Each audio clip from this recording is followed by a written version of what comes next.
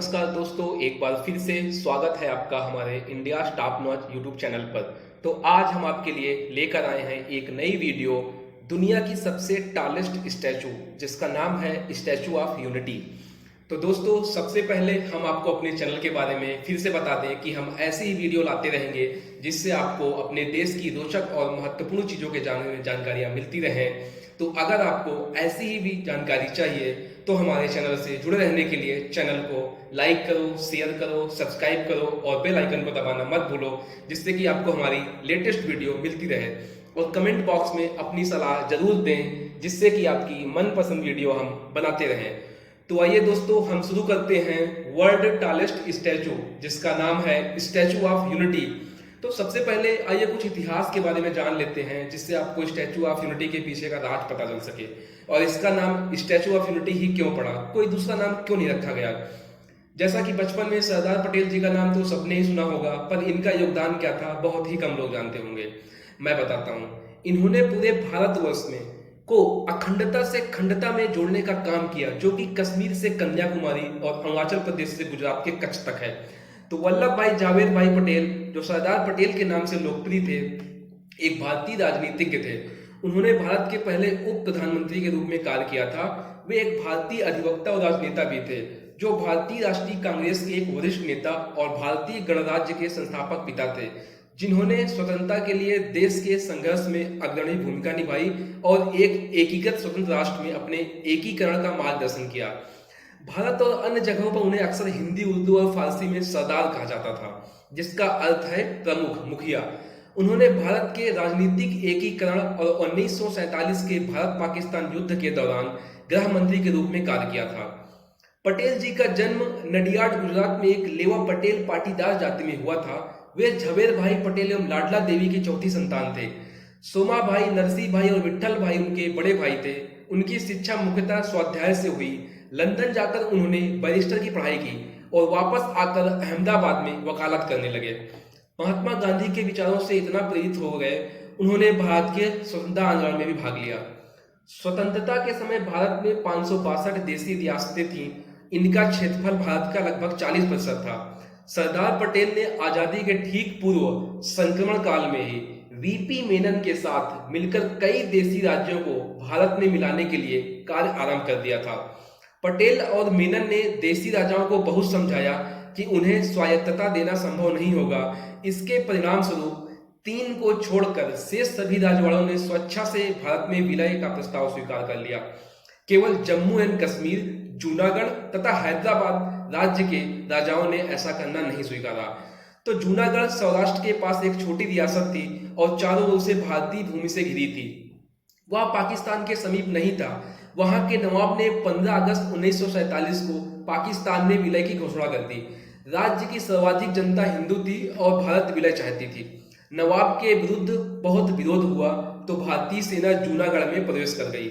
नवाब भागकर पाकिस्तान चला गया और 9 नवंबर 1947 को जूनागढ़ भी भारत में मिल गया।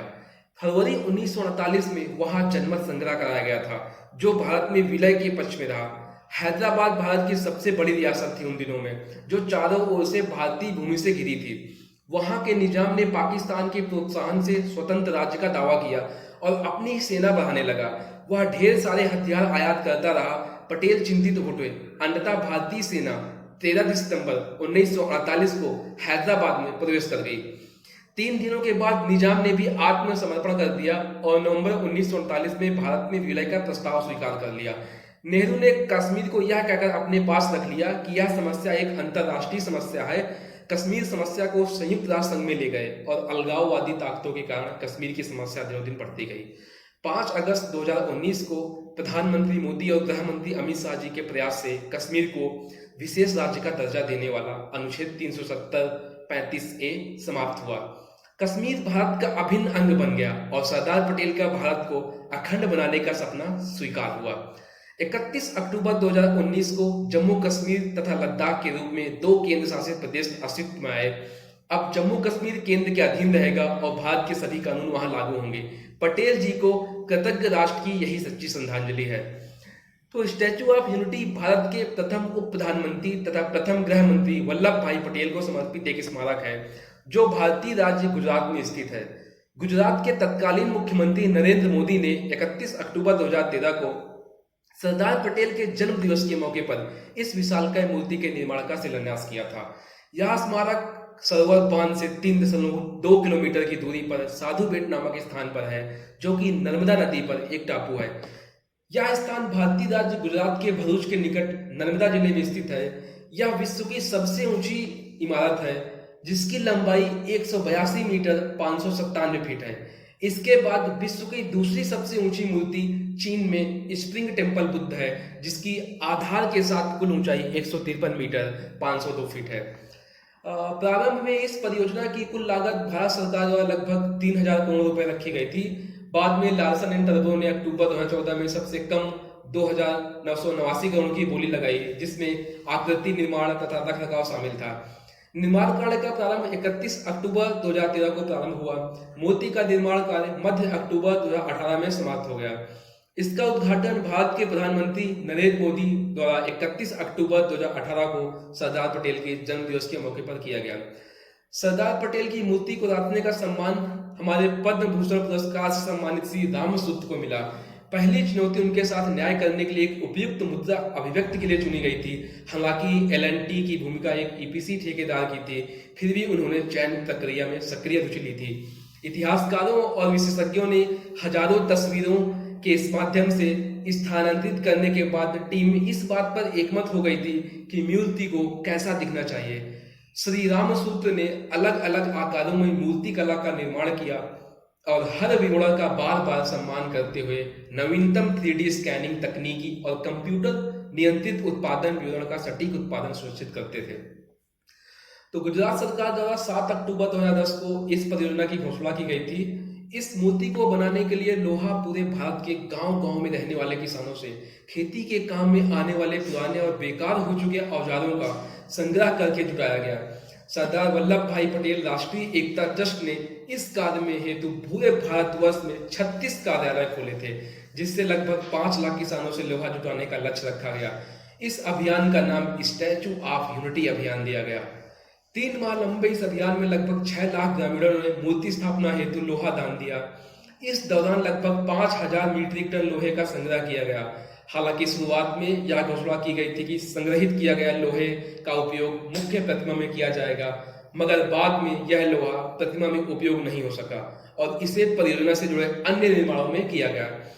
मूर्ति निर्माण के अभियान से स्वराज प्रार्थना पत्र बना, जिसमें जनता बेहतर शासन पर अपनी राय लिख सकती थी। स्वराज प्रार्थना पत्र 2 करोड़ लोगों ने अपने हस्ताक्षर किए, जो कि विश्व का सबसे बड़ा प्रार्थना पत्र बन गया जिस पर हस्ताक्षर हुए। इसके अतिरिक्त 15 दिसंबर 2013 को एक रन फॉर यूनिटी नामक मैराथन का भी पूरे भारतवर्ष में आयोजन हुआ। इस मैराथन में भी लोगों ने बड़ी संख्या में भाग लिया। भारत के प्रथम उप प्रधानमंत्री सरदार वल्लभ भाई पटेल को समर्पित यह स्मारक नर्मदा बांध की दिशा से उससे 3 किलोमीटर दूर साधु बेट नामक नदी द्वीप पर बनाया गया है। आधार सहित इस मूर्ति की कुल ऊंचाई 240 मीटर है, जिसमें 58 मीटर का आधार तथा 182 मीटर की मूर्ति है। यह मूर्ति इस्पात सांचे, प्रबलित कंक्रीट तथा कांस्य लेपन से युक्त है। इस स्मारक की कुछ विशेषताएं भी हैं।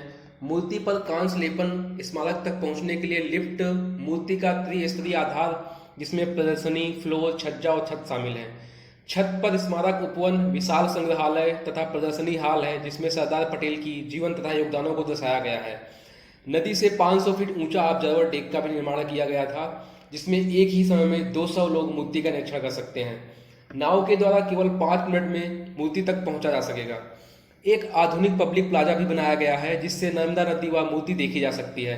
इसमें खान पान स्टॉल, उपहार की दुकानें और अन्य सुविधाएं शामिल हैं, जिससे पर्यटकों को अच्छा अनुभव होगा। प्रत्येक सोमवार को रखरखाव के लिए स्टैचू ऑफ यूनिटी स्मारक बंद रहता है। स्मारक सार्वजनिक निजी साझेदारी के माध्यम से बना है, जिसमें अधिकांश भाग गुजरात सरकार का है। गुजरात सरकार ने 2012-13 बजट में इस हेतु 100 करोड़ आवंटित तथा 2014-15 में 500 करोड़ आवंटित किए थे। 2014-15 भारतीय संघ के बजट में इस मूर्ति के लिए 2 अरब आवंटित किए गए थे। इस मूर्ति के निर्माण हेतु टर्नर कंस्ट्रक्शन बुर्ज खलीफा का परियोजना प्रबंधक की सहायता ली गई थी। इसे पूर्ण होने में लगभग 5 वर्ष का समय लगा। परियोजना की कुल लागत 2063 करोड़ प्रथम चरण के लिए अक्टूबर 2013 को बोली लगाई गई थी और नवंबर 2018 तक चला। कुछ ऐसे मुद्दे भी थे जो मूर्ति बनाने के खिलाफ थे, पर सरकार की सूझबूझ से उन्होंने स्थानीय मुद्दों को सुलझाया और मूर्ति का काम आगे शुरू किया। स्थानीय लोगों ने इस मूर्ति हेतु पर्यटन व निर्माण विकास हेतु भूमि अधिग्रहण का विरोध किया। उन्होंने यह दावा किया कि साधु बेट का वास्तविक नाम वरट बाबा टेकरी है और यह धार्मिक महत्व का स्थान है जो एक स्थानीय देवी के नाम पर पड़ा। पर्यावरणविदों ने केंद्र सरकार को लिखे एक पत्र में कहा कि इस परियोजना का प्रारंभ बिना पर्यावरण मंत्रालय की स्वीकृति के प्रारंभ हो गया था। केवड़िया, कोठी, वघाड़िया, लिमडी, नवगांव तथा गोदा ग्राम के ग्रामीणों ने मूर्ति निर्माण का विरोध किया।